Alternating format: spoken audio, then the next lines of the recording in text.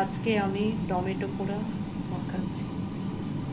এর জন্য লাগবে দুটো টমেটো, আমি আগে থেকে পুড়িয়ে রেখেছি, ধনেপাতা কুচি, লঙ্কা, 3 কোয়া রসুন, পেঁয়াজ, নুন আর অল্প একটু মিষ্টি। টমেটোটাকে পরিষ্কার করে কেটে নিয়েছি। এরপরে এটা আমি মাখাবো।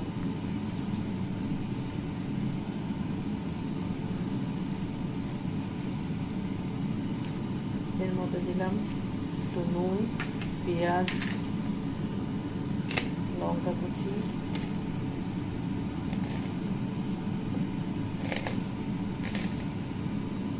আর রসুন। তারপরে দিলাম ধনেপাতা কুচি।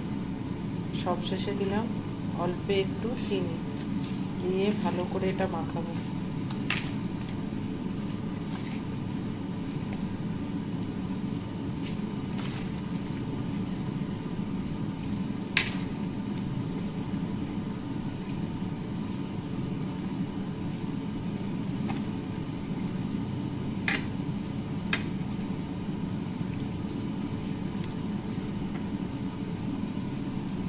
আমার রেডি হয়ে গেল টমেটো পোড়া মাখা।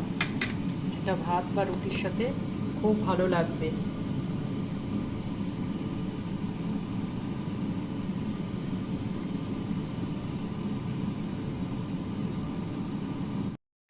এই রেসিপিটি যদি আপনাদের ভালো লাগে তাহলে আমাকে একটা লাইক দেবেন এবং আমার চ্যানেলটিকে সাবস্ক্রাইব করতে ভুলবেন না।